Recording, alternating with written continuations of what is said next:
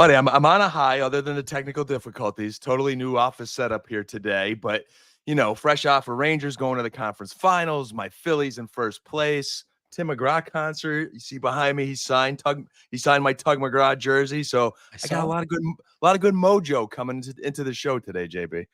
I saw. Well, this is going to be a fun episode. We are kind of in the we're getting to the lull of the dynasty season. We have rookie drafts still taking place right now, that kind of like that third wave about to hit. And of course, it's always startup season, so we have that going on.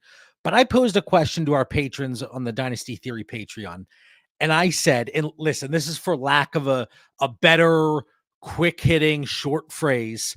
I said, who is a league winner that maybe people aren't talking about? And let me be honest, I hate the term league winner because there are so many different ways to build a roster, so many different ways to approach it. So what I did for this was I set a threshold for every player. So we have our list of players that the patrons submitted. I have a threshold that I put together, and I want to hear from you, Dan, on a scale of 1 to 10, 1 being it's not going to happen, to 10 being, yeah, that's an absolute lock. How likely are these guys to hit this threshold? So like I said, league winner, exceeds expectation, above replacement level, however we want to look at it. And some of these guys, it's going to vary because some of them are a higher valued dynasty asset. So they should be producing at far above replacement level. And some of these guys, heck, you might even be able to find on the waivers in very, very, very short bench leagues. So here we go, Dan. And again, this is on a per game basis. So a per game average. I don't care about season long. I don't care if you're just staying healthy and you're mediocre, because that really is not winning your league. Are you ready? I'm ready, man. As always, JB, I enjoy your show notes. What's good is a lot of these names came from our listeners, and you hit a ton of different positions. Right. So they gave us a pretty good list of who they want to hear about. And, I dug in there. I got my scoring rubrics ready, JB. Let's go. Now, let me just say, this is how I came up with the threshold. Very simple. I took Mike Clay's from ESPN, Mike Clay. I took his projection for the 2024 season, and I ramped it up a little bit. Okay. So you'll see all of these guys, they're above that projection. But again, if we're going to be calling them a league winner or whatever phrase you want to throw out there, they better be overachieving. Now, on the thumbnail of the episode, it says league winners you haven't thought about. Well, we're going to start out with a few guys that I'm sure some people have thought about, but they were dropped in the chat, so we're going to talk about them. Dan, Drake London, top 8 wide receiver in PPR in 2024. That would be 17 points per game. Last year, he was wide receiver 44 at 10.9 points per game. When we're going through these, if you're in the chat, if you're watching live, if you're watching back on the Dynasty Theory YouTube channel, I want you to drop for all these guys. No, yes, 1, 10, 7, whatever you think. So Dan, start us off. Top 8 wide receiver in PPR for Drake London in 2024. You're coming out hitting heavy, JB. And what I did is I'm looking at my ever-evolving offseason rankings here, because we were fairly early in the offseason and kind of projecting London already as a top 12 guy. So there is a clear path to top 8. So I scored this as a 9-10 on the scale of 1 to 10, JB, of him potentially being a league winner and a top 8 scorer. And the way I have it is, again, he's not in my top 8, but we're looking at guys that could become that. And for him to be not that far out, although I do have some skepticism in Atlanta, I know they're the kind of exciting, eye candy team to want to root for right now with Bijan and Pitts and Cousins. I don't think Atlanta may necessarily meet all those expectations as Cousins is leaving his great offensive coordinator and Justin Jefferson. But I do believe he's good enough to feed one guy a lot, and that one guy is Drake London. So even though he's not in my top 8, I do see a path where he could get there. And you gave that, what, a 9 out of 10? Not 9 to 10. I think that's close. Like that has a very high potential of getting top 8. He's got the talent. He's got the opportunity. I think he's going to get fed a lot. I don't think Pitts is as good as people think. Yes, he's an athletic freak, but I don't see him like exploding. Darnell Mooney's wide receiver number 2. So I could see Cousins feeding him a lot and working his way to number 8 there. So that's like a 9 in a 1 to 10 scale as far as opportunity is concerned. How do we look at it from a volume perspective? Because when we had Kirk Cousins in Minnesota, there was volume. You talk about really feeding one receiver. I'm not ready to say Drake London is Justin Jefferson by any means, but like, is there a concern from a volume perspective that they're just not going to have it with the mouths to feed? And I hate that expression too, but with the mouths to feed there in Atlanta? No, when you have Kirk Cousins, you could sling the football, and they're a team that's going to need to sling the football at points. And, maybe he's like a poor man's Justin Jefferson. No, he's not JJ, but he is Kirk Cousins' version of that. I think that is the guy Kirk is going to trust, and Kirk is going to throw. This was a very conservative offense a year ago with Desmond Ridder, and I'm sure that was intentional, being conservative. They're not holding back with Kirk Cousins. So you're going to see more passing in Atlanta, and he's the guy that should get that volume. All right. So we have Drake London. Dan saying that's a 9 out of 10.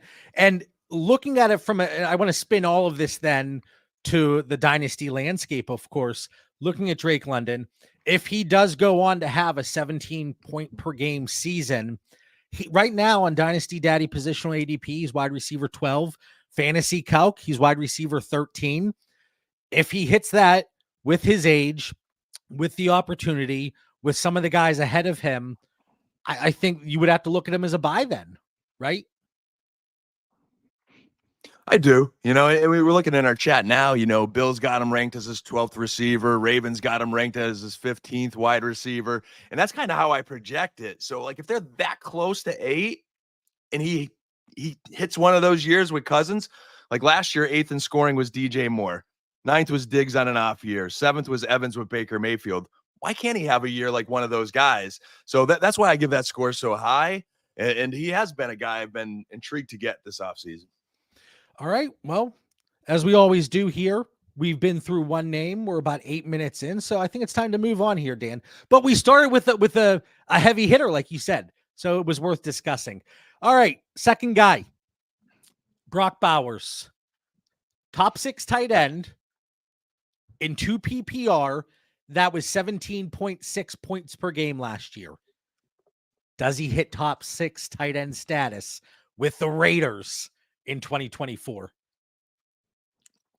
I love this one. You're coming in really heavy. Boy, our listeners are in for it when this list goes on. But right now at Brock Bowers, it's kind of like the Drake London theory a little bit. So you're asking if he's top 6. Now, I don't know. Maybe I got to get the dynasty goggles off, JB.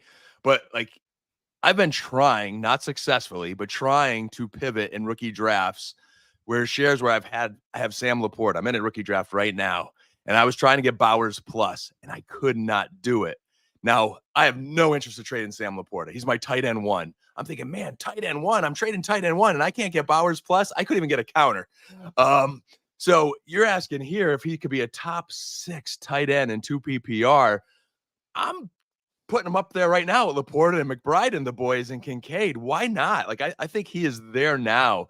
And in Vegas land, I know we're all still maybe a little hungover on that draft where Penix went to Atlanta and, Bowers didn't get the greatest landing spot, but teams have got to decide whether to cover Adams or Bowers, and you can't cover them both. I truly believe that. And they're going to have to throw. They're in a division, especially versus Kansas City twice, and even versus the Chargers. They're going to have to throw. I see this team coming from behind. So I think you're getting one of the best dynasty tight ends right away. That scores another, 9 out of 10 for me. I think he's almost a shoe-in for top 6. So I'd put my money there. That is some lofty expectations. And just for reference here, just going back just 1 year in time, Sam Laporta was in 2 PPR. Well, if I had the right year, I went back to 2022. That's why Sam Laporta is not showing up there. He was at 19.15 points per game in 2 PPR. Last year, Trey McBride was at 15.4. Obviously not a rookie last year, but still worth noting. And then Dalton Kincaid was at 13.4. I personally would be very surprised if Brock hits that threshold. So I'm not anywhere close to a 9 out of 10. I'd give it like a 4. But that's not to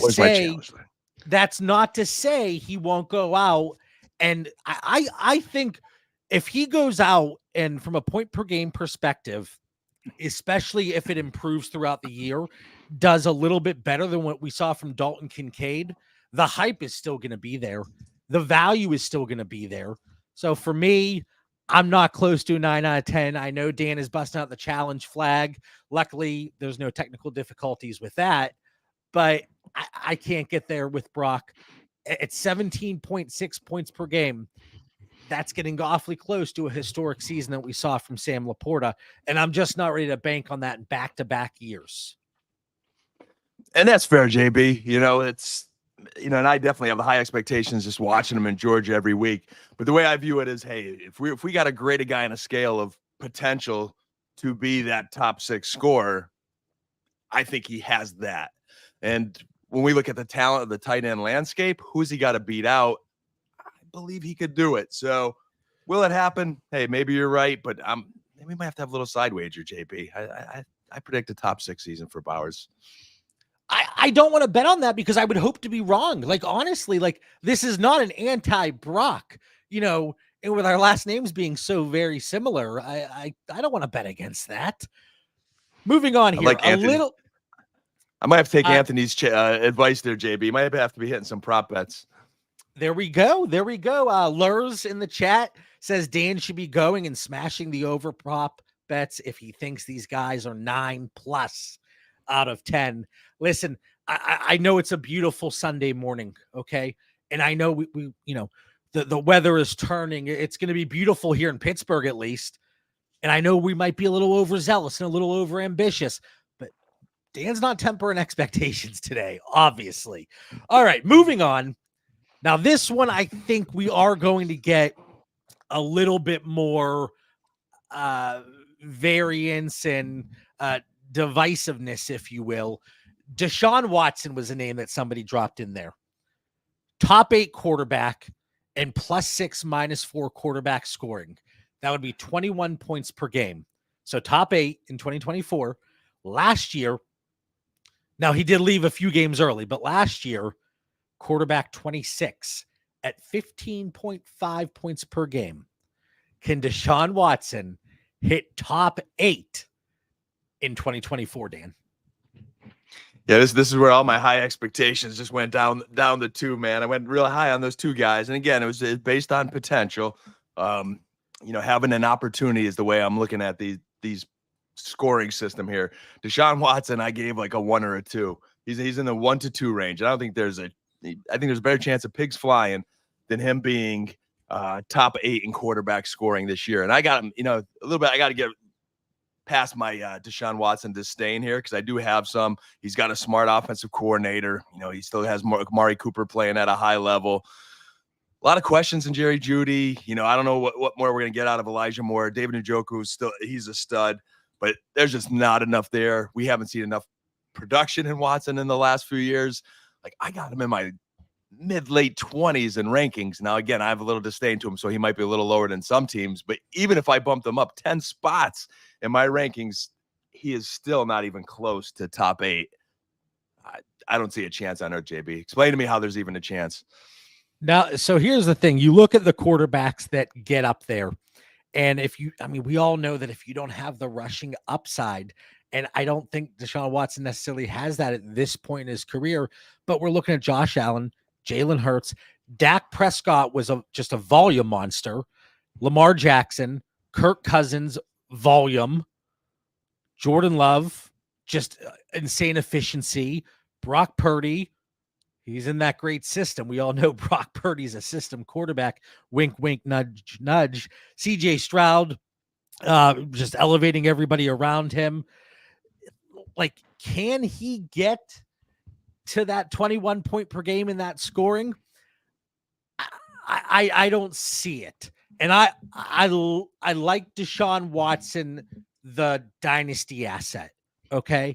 He's been one of the guys. He's been greening the sheets for a while. I know a lot of people see him as a bum. A lot of people think that he is, certainly past his prime. And then, in an offense that maybe wants to look to run the ball more often than we would like from a passing perspective, I do think it would be challenging. I don't necessarily disagree with the 2 out of 10. Again, can he get to that 18, 19 point per game threshold in +6, -4? I certainly think that's reasonable, because I do think what we saw last year was the bottom there for Deshaun Watson. I think he's going to improve from what we saw. So I'll give it a 3 out of 10. Huge improvement, I think that's over that 2 that Dan gave him. I think that's what you're hoping for, JB, what you described, that best case scenario where he gets in that like top 18 range. I mean, we've never really seen anything like this in fantasy football. I mean, here, I still have this visual of my head, his last game with Houston, with walking off the field with JJ Watt and be like, man, the team just wasted another great season of yours. And he was just unbelievable. And then like life happened and he's just a different person, a different quarterback. And I just don't think he recaptures that ever. Now, I will say, and this is a question from Raven in the chat, who's Cleveland's backup? Jameis Winston. He is one of those handcuffed quarterbacks. Even if you don't have Deshaun Watson on your roster, if you're in super flex or 2 quarterback leagues, 14 or 16 team leagues, even with 1 quarterback, I have a lot of Jameis Winston stashed. Okay. So I am hedging that a little bit. And JB, that's one of the most unique Cleveland backup situations this offseason as well, because not only did they sign Winston, but they signed Pro Bowler Tyler Huntley. And then they still have Dorian Thompson-Robinson, who maybe he's on the roster bubble, but they gave him a really good look last year. So I'm just kind of curious how that backup situation, it's weird you pay money to sign Tyler Huntley as your 3rd string quarterback. Like, do they trade? Do they cut? Do they just really want 3 quarterbacks? I don't know. Lur said with how cheap Watson is, I don't even think he needs to be, I'm assuming that's quarterback 8, because I don't think he's going to be wide receiver 8 to be a league winner. Even a high-end quarterback 2 season would be great from Watson on a contending team. Completely agree. Completely agree. I have to go back and look because, like I said to start the show, I pulled the baseline from the Mike Clay projections, and I got to see. I want to say he had him at like quarterback 20-ish, maybe. Don't quote me on that, but I'll look back here while Dan is touting the next guy on this list, the running back 1 for your Dallas Cowboys, Rico Dowdle. Easy now there with the RB1, JB. We know Zeke Elliott's back in town here. Actually, time. I didn't even give the baseline. I was so excited for that intro. Can Rico Dowdle be a top 24 running back in PPR? And that sounds lofty, but that's 12.5 points per game in PPR. Last year, he was running back 58 at 5.7 points per game. Now, Dan, on a scale of 1 to 10, can Rico Dowdle hit 12.5 points per game in 2024? I mean, everyone in the chat who calls me a Cowboys homer is right, but you'd be surprised at my feelings of Rico Dowdle. And we even have this question on the X there, the Twitter channel there, JB, where someone was asking if they should give a 3rd round pick for him. And we both agreed that we thought that was a little rich. I says a 4th rounder and maybe some fab would be my peak for Rico Dowdle. So that just puts him so far away from top 24 in PPR. I give that a 1 or a 2 as well. I think he's got a role in Dallas. Like, I think he's definitely a stash player if injuries happen and you might just get a lucky game and some production. But outside of that, I think they are going to find ways to use Deuce Vaughn this year. Zeke is good. They are going to feed Zeke. I still question if they trade for somebody the second half of the season. But if everybody stays healthy, I think he has a role, but he's nowhere near top 24. There's a lot of questions in that Dallas run game right now. That Dallas offense, they have 2 rookie offensive linemen that are starting, which potential-wise, my hopes are high because their run blocking was terrible last year, but we're also putting a lot of faith in 2 rookie linemen. What do we think about Deuce Vaughn here from Cole World? I think they are going to try to use him. Now, Dallas historically hasn't had an extensive screen game as I like to see. They will screen to the running backs a little bit, but Zeke doesn't really come out in passing downs, but they are going to manage his touches. Again, I do think, Dallas is telling us what they think of Deuce a little bit this offseason by not investing in running backs at all. It means I think he is going to have a role, maybe get a couple catches. But again, I think you've got to be desperate for a running back on a week where there's like 8 buys and a bunch of injuries, and you're just throwing him in there, and you hope he catches one and takes it to the house because he's a fast little dude. But he's just a deep stash like Rico. Do we like Zeke at his price, at his current value, whenever we're looking at things from a contender standpoint? And that price point, just for reference, is, I got to scroll. I have to scroll. Where'd he go? Oh my goodness. Where is Zeke? There he is. That's running back 47 on Dynasty Daddy, running back 55 on Fantasy Calc. Do we like Zeke this year? Yeah, I'd be all over that. I mean, I really do believe he is the starting running back of the Dallas Cowboys. I think I have him in the late 30s in my rankings right now. They're going to feed him. He looked decent in New England on a very bad team last year. He showed he could catch the ball. I mean, there's one play called back on a penalty. I think it was like a 70-yard touchdown. Like there's still some there's some juice there. He's not what he used to be, but he's still only like 27. Like you would think Zeke's in his 30s right now by, for how long he's kind of been in the league. 28. 27, 28, 28.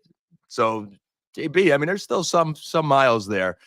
Dallas is just not a team right now, their current philosophy in investing, and they've shown that through the draft in the running back position. Last year, they tagged Pollard for 10. They let Zeke walk. This year, they said, hey, Tony, we're not paying you. We're going to bring Zeke back at a nice little bargain price, and he's making more than Rico Dowdle and Deuce Vaughn combined. So they are going to feed him.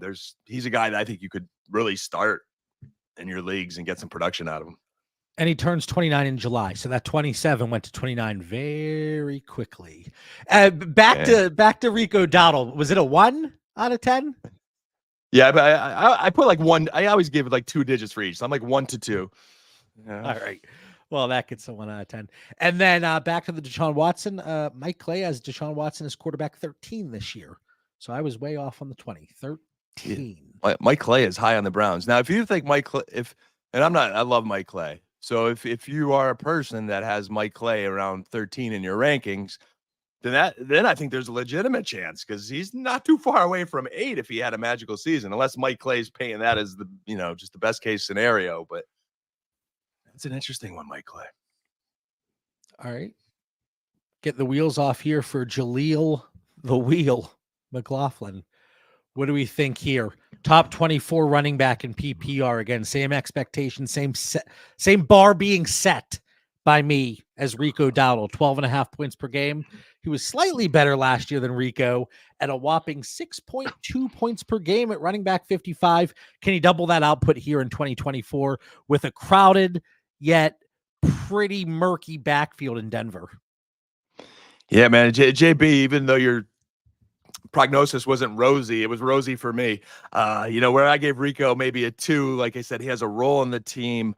I ain't seeing that as much for Jaleel this year. I think he's a big liability in pass protection. Javonte should have a bigger year. Samaje Perine is their number 2. They draft Audric Estime, who's, again, they're investing to have him potentially be the number 3. So that bumps Jaleel to running back number 4. So and they're still not a very good Denver team. I give that a 1 with really no upside. And then they bring in Blake Watson as an undrafted free agent, right? So like we're talking about 5 running backs where there is some hope and question marks. How often do we see 5 running backs on a game day roster? Right. You don't ever, if you do get that extra one, it's normally for special teams and like an emergency situation. And I think the running back situation is funny, and it's something for the listeners to see because, Jaleel last year had a stretch where, he helped some teams out and he flashes, and like anybody could run the ball. But that position's so volatile year for year, where the difference in a Rico Dowdle is Dallas is saying, no, he is our number 2 and we like some things about him. Now that could change in a year, so I'm not too high on Dynasty, but Jaleel, Denver's saying something different. They're saying, hey, we're drafting some other guys. He's 4th on our depth chart. We have seen guys have those little flashes and then just disappear forever. He potentially could be that guy. This is a situation at the cost of like a Javonte Williams. It's a situation I'm fading, especially from a Javonte Williams perspective. At a reduced price, at their current price, I like Jaleel getting him thrown into larger deals. Blake Watson, I mean, he's free as a waiver wire pickup. If you had your 4-round rookie draft in a 12-team league, 90% of the time he's probably still out there. So I'm certainly fine with that. If you have a roster spot, if you have taxi squads, and again, 24 is really high, and I understand that. But if he's running back 36, that's hard to look at anybody as a low end running back 3 and be like, oh, that was a league winner. That was somebody that was really whoop. So I went a little lofty with these lower end running backs. I certainly don't know that they're going to be anywhere close to those marks. So did we give that a 1 as well? Yeah, that's clearly a 1. And just a quick answer to one of the questions in chat: how's Diver's O-line? It was below average last year. It's going to be a little bit better this year, but it's average at best. All right, let's go on to a wide receiver here, going from the Chargers to the Jets with Aaron Rodgers. Mike Williams. Last year, he was wide receiver 10 in a very limited season at 16.7 points per game. Can he be a top 24 wide receiver with Aaron Rodgers? And that would put him around 13.7 points per game in 2024. JB, this is like the Hail Mary throw here. I don't have him anywhere near top 24 in my rankings. And like I gave him I'd say a 3 or a 4. And that's only because of Aaron Rodgers. Nothing to do with Mike Williams. Hey, maybe he comes back healthy and gets his legs under him. And, we know there is some talent there and some big playability. And he's got a Hall of Fame quarterback that can make anybody good. So I'd say unlikely. Better than some of those 1s and 2s we gave out. I'd say he's in that 3-4 range only because of Aaron Rodgers. There's hope. But if anyone's going to have a top 24 season, it's going to be Garrett Wilson, who's going to be top 10, and he's going to be doing the one eating. They pump the ball. Breece Hall is going to get a lot of production. They draft Malachi Corley. We'll be interested to see what he could do. Lazard maybe is a relevant backup receiver with Aaron Rodgers back, but I don't see top 24. I actually really like Tyler Conklin this year at his cost in 2 PPR leagues. That's somebody that, we've talked about it as a cheaper option in the Discord, and, in 2 PPR leagues, certainly somebody that you could throw in there and I think could exceed expectations in 2024. Now for Mike Williams, you say 4 out of 10. The issue is going to be, can he stay healthy? Can he get off to a fast start? Because if he doesn't, any value you may have acquired him at, even though you see it as a value today, it's going to disappear very, very quickly. Would you move like a late 3rd this year, assuming the guys that maybe you have in the tier above rookie-wise didn't slip in the rookie draft? Like, would you move a 3-10 for Mike Williams in a 12-team league? I'm just looking to see who I have in that tier.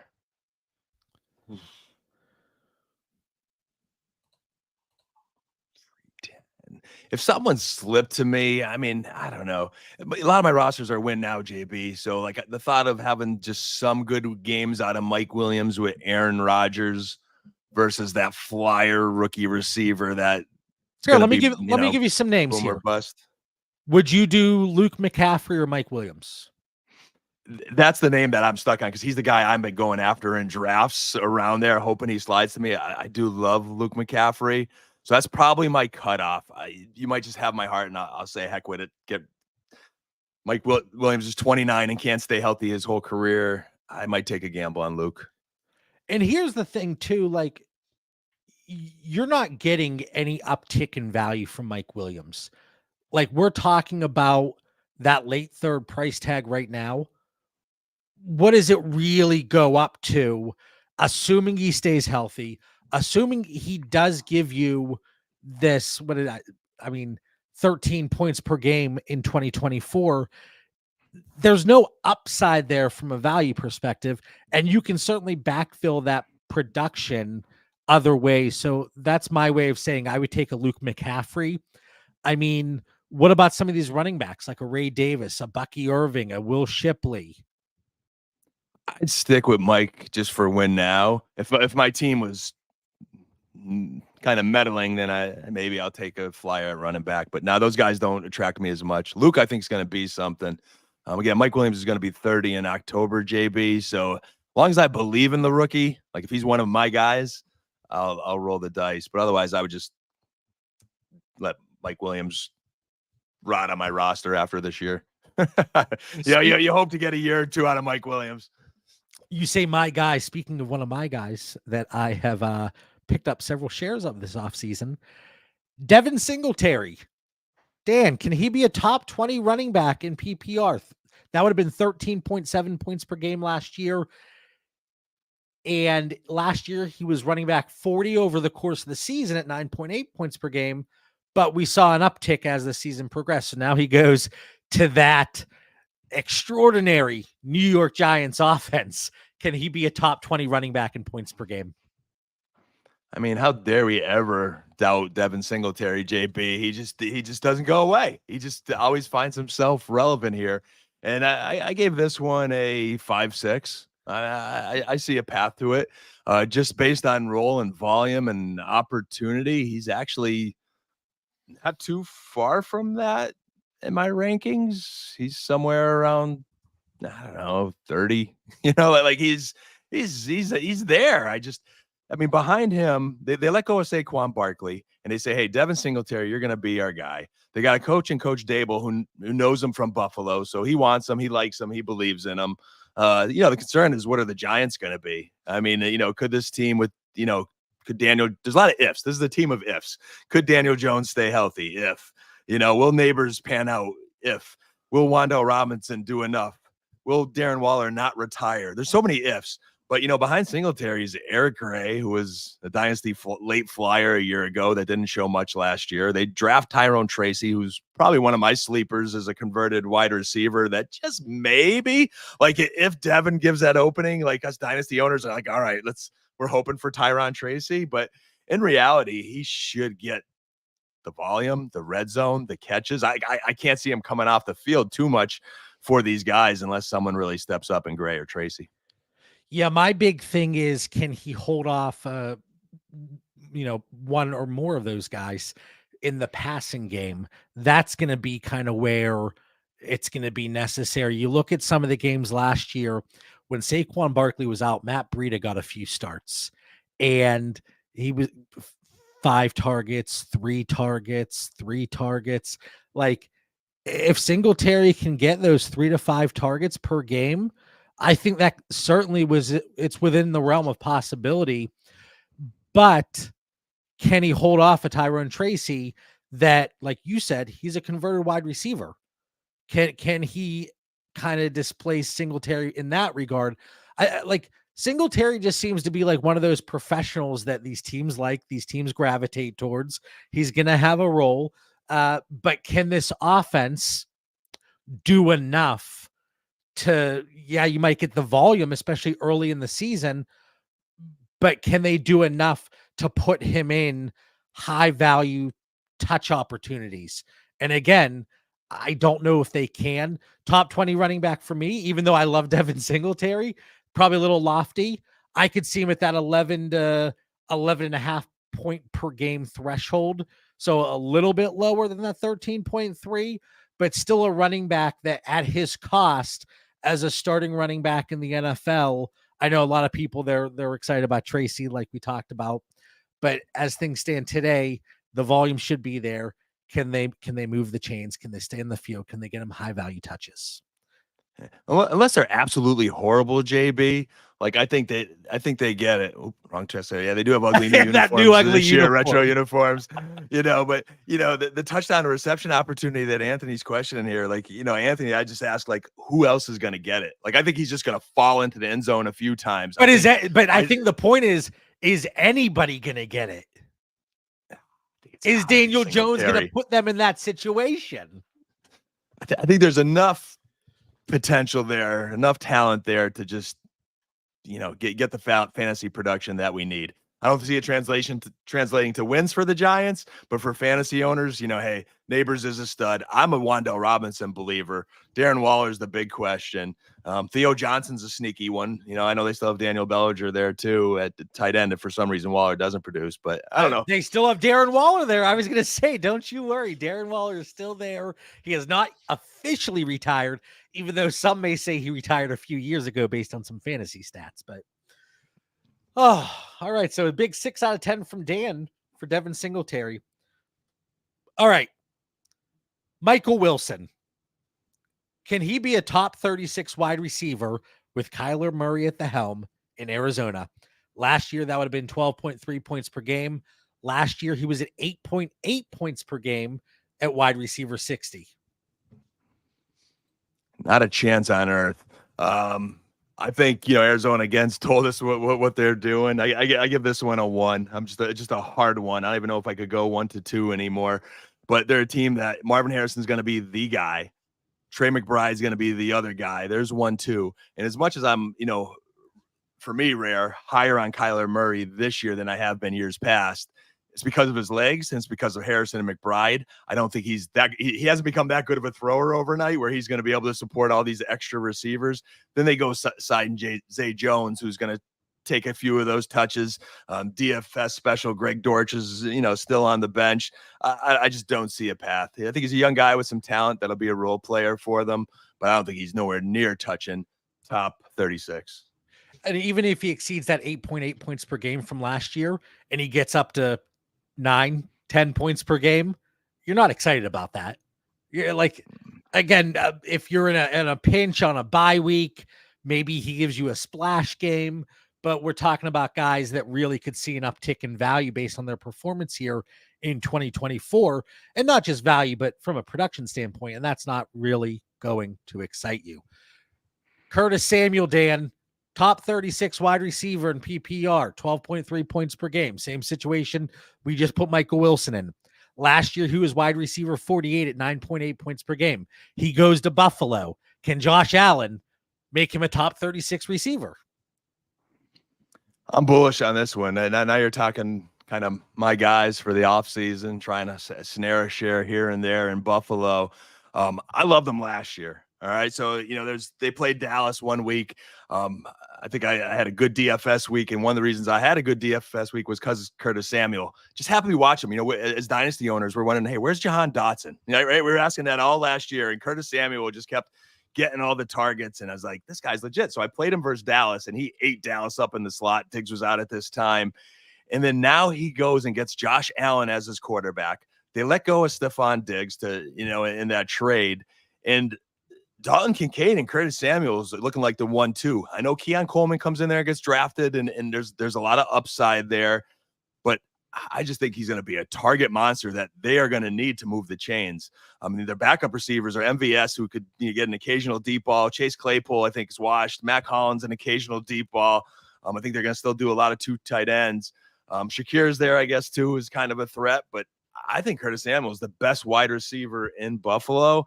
So I have this as a 6, JB, I might even be a little higher than that, but I'm going to go with a 6. I think there's a great chance. On Dynasty Daddy positional ADP, he's wide receiver 74, Fantasy Calc 71. There is and he's under contract, at least for the time being, through 2026. Obviously things with the contract can always switch. Like, tied to Josh Allen, the big thing, can Curtis Samuel stay on the field? If he is healthy, I think we could have one of those surprise guys at like 13, 14 points per game. So you gave it a 6?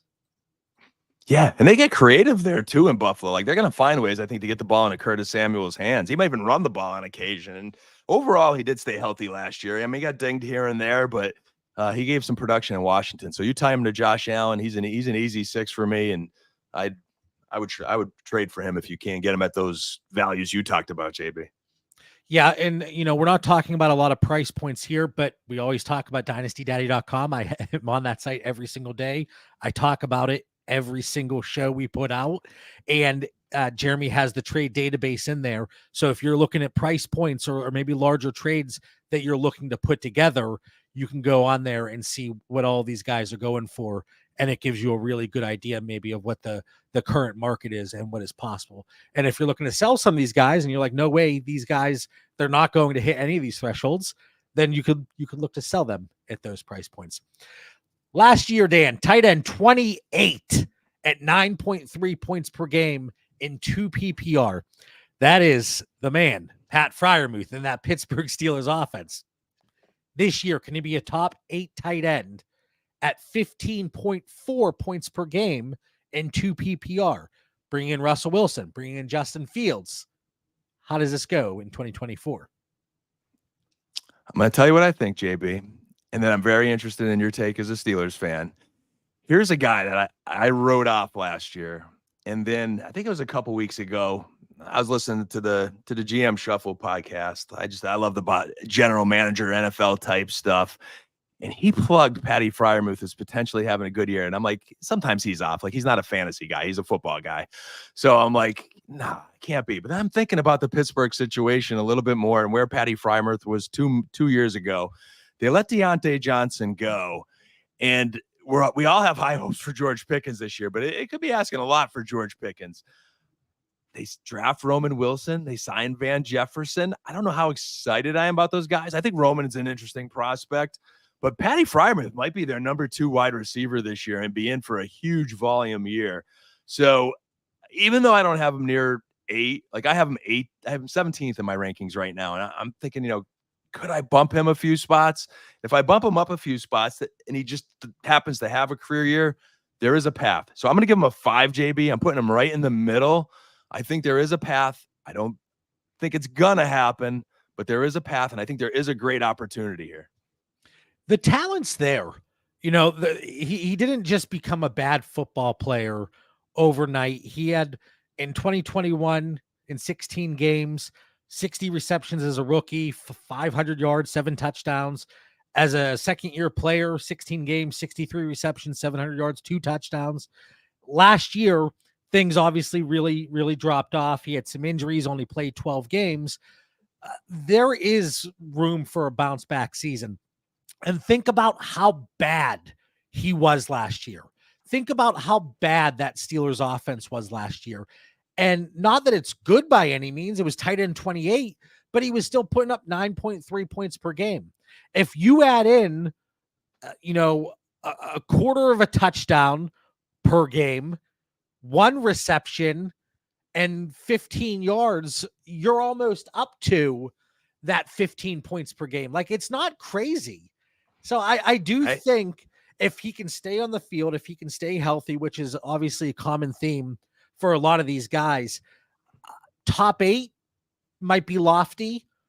Top 10, top 12, I think is very reasonable. But top 8, I'll give one score here that, pops off a little bit more. I'll say 7 out of 10 for Pat Freiermuth of hitting 15 points per game in 2 PPR. Again, in 2 PPR. But here's the thing too.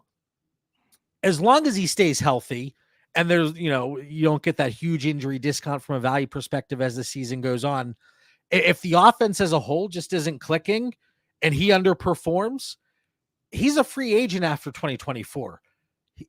Again, as long as he stays healthy, he's going to be one of the more sought after tight ends, both from an NFL perspective and a fantasy perspective. Like, think about the value that Noah Fant still has, and he hasn't really done anything the last couple of years. We've seen more from Pat Freiermuth early in his career. And now if he goes to a different situation, now here's the thing.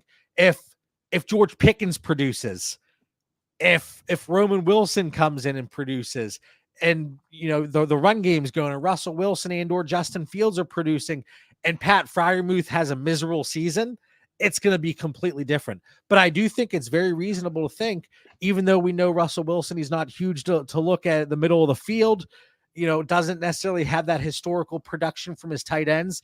I do think Pat Freiermuth certainly could hit that threshold. So I'll say 7 out of 10. Dan, what did you give it?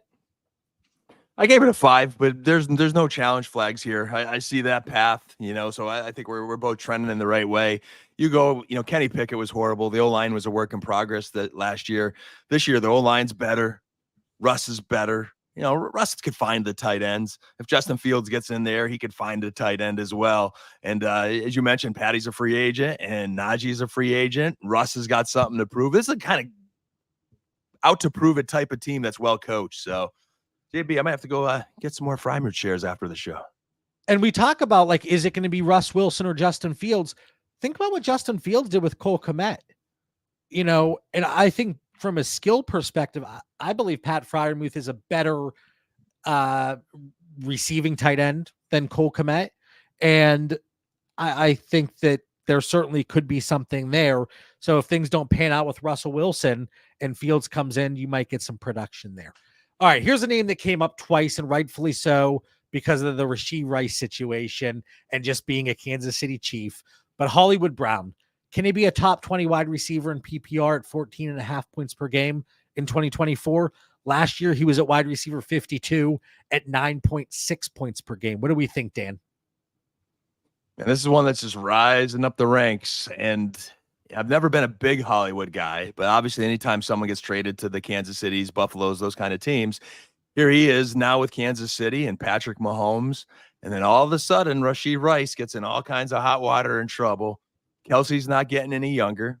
We'll see what Xavier Worthy is. After that, man, it's the same old in Kansas City at wide receiver. So, I gave him a 6.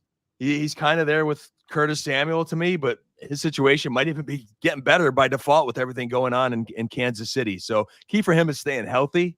And if he could stay healthy for Patrick Mahomes for the entire season, he's another guy here that I'm looking at. Maybe I got to raise up the ranks a little bit. I mean, you look at the weapons that they have there. You have these two guys in Hollywood Brown and Xavier Worthy that they can fly.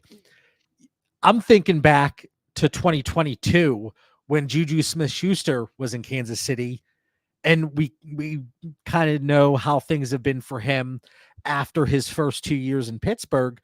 But like, he had 78 catches, almost 1,000 yards, 3 touchdowns. And I think Hollywood Brown is a better receiver than Juju Smith-Schuster as long as he can stay on the field.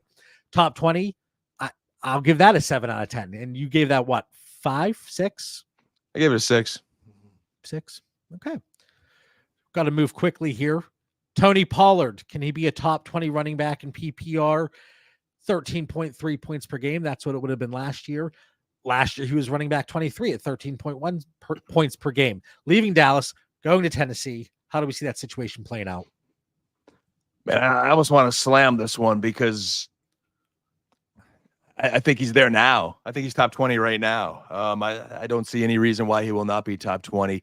I'll give it maybe an 8, and that's me being cautious. Just I thought we were going to get our first certified 10 out of 10 from Dan Lamagna. It probably is, JB. My only question is the Tennessee Titans and just being a terrible football team. But, with Bill Callahan following his son and being their O-line coach, these guys are going to be able to block. And I think Pollard's a stud. I think he's just a top 20 by default, and we're asking if he's going to be a top 20. He's right in there. So he probably is a 10, JB. I just give a little asterisk for Will Levis and the Titans potentially struggling. And then Tajee Spears is there too. But I think it more be like a Pollard Zeke role where Spears, like, I'm just worried how much red zone he might tap into or how much they want to split that workload up. That'd be my other concern of maybe prevent it from being a 10 out of 10, but easily an 8 for me. Well, we're not going too far. You already mentioned his name, Will Levis. They add some weapons. Can he be a top 12 quarterback and +6, -4 quarterback scoring? That would have been 19.5 points per game last year. In 2023, he was at 12.2 points per game at quarterback 31. Man, I got him at the very end of my quarterback tier here with the Russ Wilsons and Daniel Jones and Deshaun Watsons and Derek Carrs and those guys. And that's not really like a fun quarterback group to be in. I know he's a little more young and shiny, and we're hopeful if we use the draft pick on him in Dynasty in recent years, but I just really don't believe in what the Tennessee Titans organization is doing.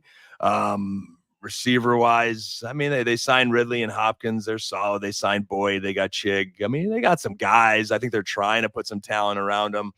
We'll see what Coach Callahan could do as a rookie head coach, but I don't think he's anywhere near top 12. I think if he cracks the top 24, you are happy as a clam.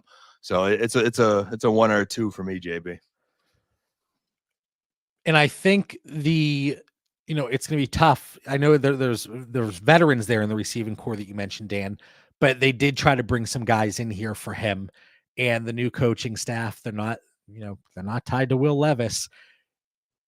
This is a make or break season for him, from a career perspective. So I would be cautious with, maybe really overloading your rostership and your exposure to Will Levis, depending on how things play out there. Brian Robinson, can he be a top 15 running back in PPR in 2024? 14.8 points per game. That's what it would have been last year. He was running back 21 at 13.2 points per game last year. They bring in Jaden Daniels. They also bring in Austin Eckler. Some changes there in Washington. Can he do it? I think he could do it. I think, and now JB, maybe this is where it gets a little interesting between you and me, because we had some nice Austin Eckler arguments a year ago on Dynasty Theory. And I stand by, I think Eckler is just a role football player at this point, a little bit washed for Dynasty. Yeah. And I think Chris Rodriguez, I'm a little bullish on him as a backup, sneaking in a couple carries, 4 or 5 carries a game. But I see Brian Robinson as their number one, not Austin Eckler. And I give this a 7 for. I just love watching Brian Robinson. He's talented. I remember watching those games last year, and I'm like, feed this dude. He could catch, he could run, he could score touchdowns. I think he's their true number one, and hopefully this new coaching staff sees that. And you would hope that bringing in Jaden Daniels, the rushing ability, that opens things up. We always talk about that narrative that the Russian quarterback could potentially open things up for the running game, and hopefully they can do that for Brian Robinson. Another running back, Najee Harris, same threshold. Can he be a top 15 running back at 14.8 points per game in 2024? Last year, he was running back 32 at 11.5 points per game. So you're asking me, JB, about free agent future Dallas Cowboy number one, Najee Harris. I will go with that same bullish Pat Freiermuth answer. I'll give Najee a 7. Free agent year, money talks. I think he's a 7-8 that he could crack that top 15 based on following the money and improved O-line, and he's the guy. And you talk about like all these players with character issues. Like Najee Harris, by all accounts, he seems to be like a good dude. And never heard an issue from him last year. Like, oh, I need the ball more. Like Jalen Warren's getting too many touches. Like you don't hear any of that from him. And again, that's something that could really resonate from a locker room perspective. But now I sound like Coach Dan talking about it from a real football perspective, and nobody cares about that. Out in Denver, can Marvin Mims be a top 36 wide receiver, 12.3 points per game? Last year, he was an astounding wide receiver 96 at 4.4 points per game. We saw the big splash plays. Can he see more time to really elevate his fantasy production, Dan? I'm holding on to those. Like if I close my eyes and think of those big splash plays, that Marvin Mims can. And then now you lose Judy. You get a year 2 jump at wide receiver with good coaching. I think he figures things out. I think volume, opportunity, and talent gives him that path. So I'm giving it a 5, maybe a 6 based on talent and opportunity. But hey, Bo Nix is coming in at quarterback. There's a lot to prove there. They're going to have to take the pressure off with the run game. Sutton's the only other guy in town other than Josh Reynolds.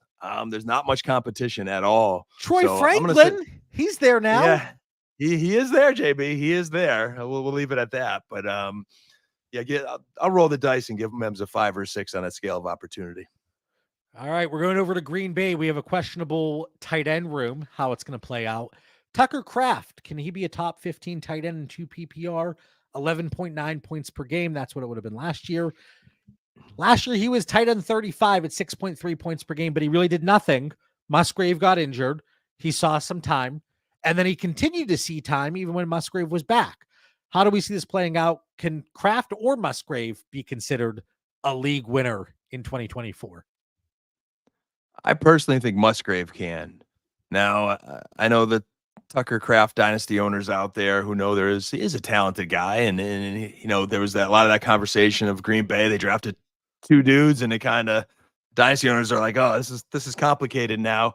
But to me, I think Kraft is a dynasty stash on your bench. Tight end's a very physical position. Guys get hurt. I don't like handcuffing tight ends by any means, but Tucker Kraft's kind of like the Luke Shoemaker of tight ends. Like if anything ever happened to Ferguson, I think you would be starting Shoemaker and he'd get you some production. If something happens to Musgrave, Kraft is better than Shoemaker. We'll see. We'll see. Probably a little bit. Yeah, I agree. But there's something there in Shoemaker. But I agree with you. He is better. But I think he's just that kind of guy where there is a receiving skill set, JB, where if the starter went down, he would give you something. But if the starter doesn't go down, it's not happening. And just the fact that he's going in the year as the backup, which is what I believe, I'm gonna say I give him a 1, maybe a 2.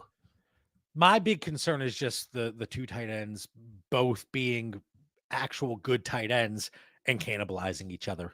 That's my concern. Well. So if I have both of them on my roster, and I actually have a few teams that do, like you said, if one of them were to go down, I think there certainly is upside.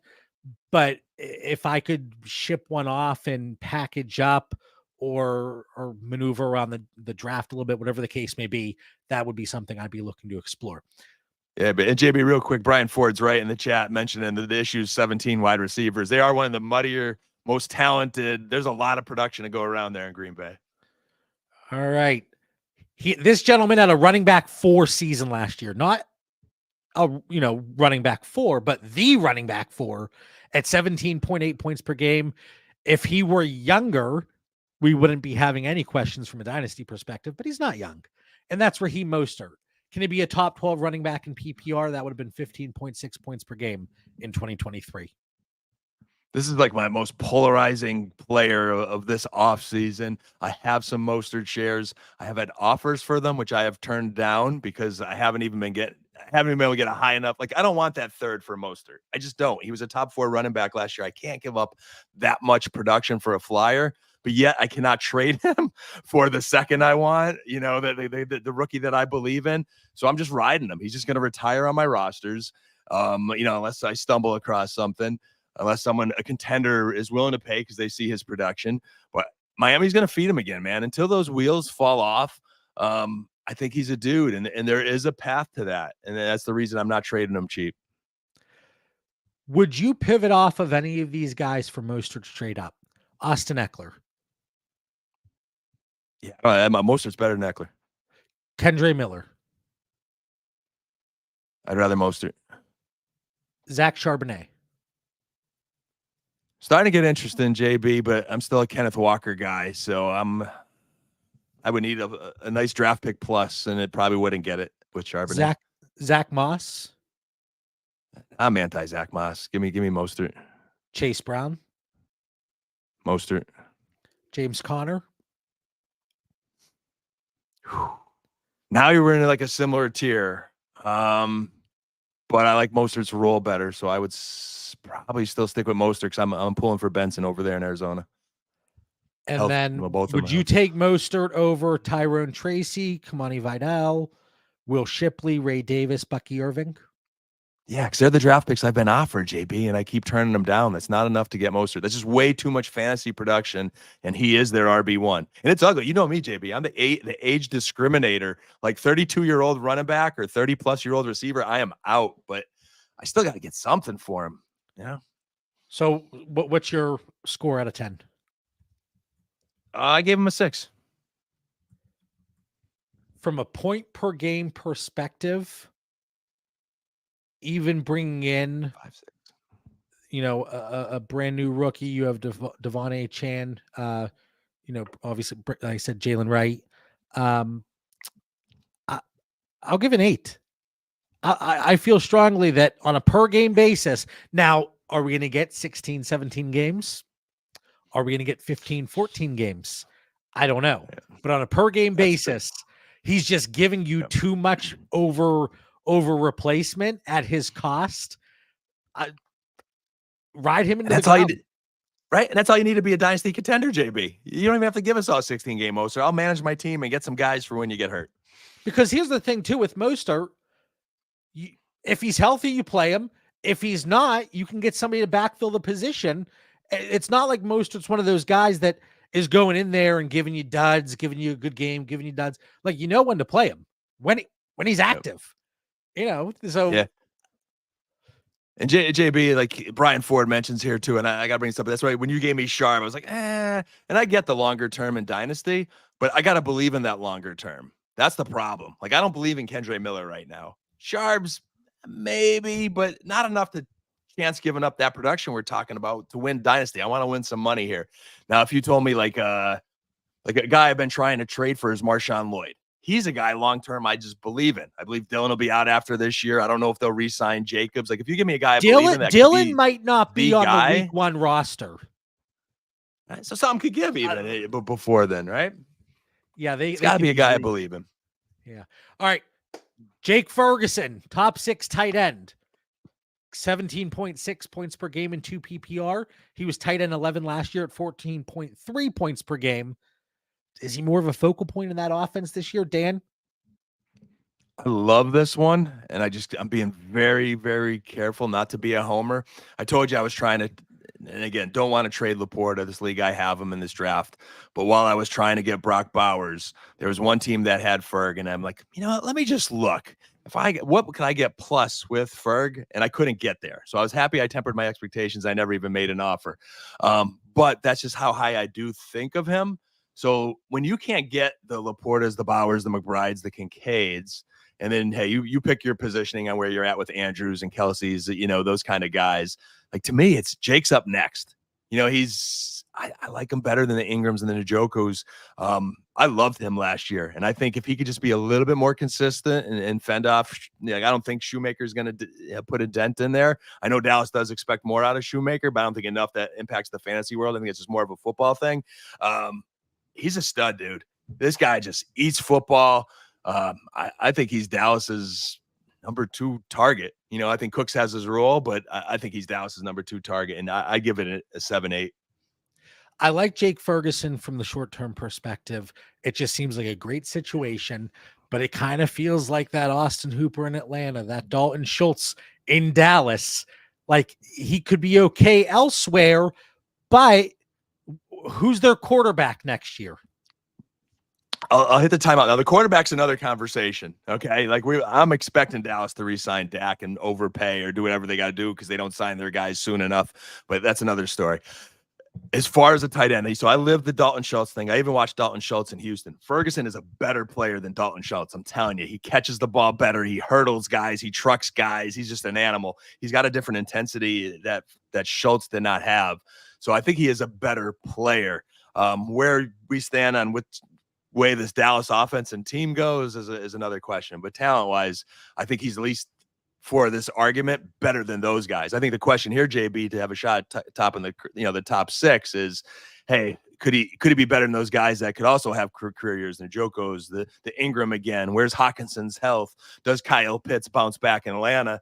For him to get top 6, he's got to be better than all those guys and sneak into it. We'll see.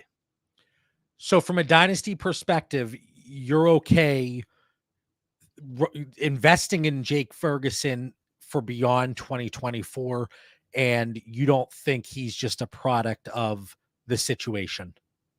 No, on my rosters where I couldn't score those big guys and I have Ferguson as my tight end win, I'm not sweating. I'm not chasing tight ends down. Like any league, it's a physical position. Any player you have, it's a physical position. So I will look to get some depth, but I'm good. Give me Fergs all day. All right. Well, we start with Drake London. Now we're moving to his quarterback, Kirk Cousins. Pretty much, can he be exactly where he was on a per game basis last year in Minnesota? Top 6 in +6, -4 scoring at 22 points per game. Can he replicate that magic in Atlanta in 2024? No, I'll give it a 3. Just because, hey, Kirk could sling it a little bit and there is some offensive talent there. But this Atlanta team, I think, is just a little bit overrated than we're giving him credit for. He doesn't have the same coordinator. He doesn't have Justin Jefferson. He's got to learn a new system. And then they go and draft Michael Penix. So instead of getting the team better by adding a player, they draft the backup quarterback with their first-round pick. I don't know what Atlanta's doing. They're ranking up there in the top dysfunctional teams for Coach Dan here. No way he sniffs top 6. All right, final one to wrap up the show. It's a big one. Can Jelani Woods play more than one game in 2024? And then I said, but really, can Jelani Woods be a top 18 tight end in 2 PPR? He didn't play a game last year. Can he beat 11.4 points per game? in those settings this year. And again, these are all names that were mentioned by patrons as guys that could exceed expectations, be league winners, be value risers, however you want to look at it. But anyway, Jelani Woods, a whopping 11.4 points per game in 2 PPR. Can he do it? When you started the notes for Jelani, who's my boy, I invested a lot last year only to be let down. And you said play more than one game. I wanted to throw something through the screen at you. I was like, that sarcastic son of a, I was cursing you, JB. But then you said, be really, top 18, man, I don't know. Talent wise, yes, he was my sleeper last year. I'm still a little concerned. One, we haven't seen the guy touch the field in over a year. It's like, and they don't even talk about him. Like, it was the biggest mystery in the world. The only thing I could find last year on Indianapolis is he was still a good guy in the locker room and in the tight end room and in meetings. So he had a good attitude, and I think he was trying. So there's some decent coach speak. But they use a lot of tight ends in Indianapolis. It's just like Grayson's still there. Mo Alley Cox is still there. Who they had that other Will Mallory, our other guy there. So it's a little bit of a deep room that I want to see. If Jelani's healthy, does Mallory stick? I gave it a 5, but that is the most fluid, fragile 5 in the entire world. And it's just because based on talent and opportunity, top 18 is not that far-fetched. But I wish he would. He is the guy that Mitch jokes about that I need to see in shorts and a t-shirt catching a route on air, JB, that just, rises him for me. I need to know he's alive. And then even if he is active, even if he is the guy that's getting a majority of those snaps at tight end, can Anthony Richardson support Michael Pittman, Josh Downs, Adonai Mitchell? And then you have the run game. A lot. So that is a question as well. I think there were a lot of good names in here. Again, these are all names that were submitted by our patrons in the Dynasty Theory Discord, and they're conversations that we like to open up and discuss and, get input from folks other than Dan, Mitch, and myself. So we thank everybody that submitted some names, and I think there are some guys in there that really could be classified as league winners that maybe aren't being talked about enough. And then just some guys that maybe they are being talked about, but still we could see them exceed expectations in 2024 and hopefully beyond. Final thoughts. Dan, for the 245th time, we went a little bit over, but there were a lot of things we wanted to talk about. What do you got for our listeners on this fine Sunday morning? Hey, fun show on a Sunday morning. Love to talk more about these guys. Again, I'm adjusting some rankings a little bit, just going through this podcast. But now that the NFL schedule's been released, I'll be digging into that a little bit and a little bit of dynasty cheating and diving into the underdog best ball season. But those drafts help with dynasty. It all helps and all ties together. And that's another one of our channels in the Discord. So if you want to talk a little best ball, hop in there. But great dynasty show, JB. It's been fun. And hopefully we'll get our boy Mitch back soon. All right. Hopefully everybody enjoyed this week's show. We'll be dropping in the podcast feed as well. But if you listen to it all the way through here, you already know that, or you watched it on YouTube. For Dan Lamagna, Mitch Sorensen, I'm John Bauer. Have a great week.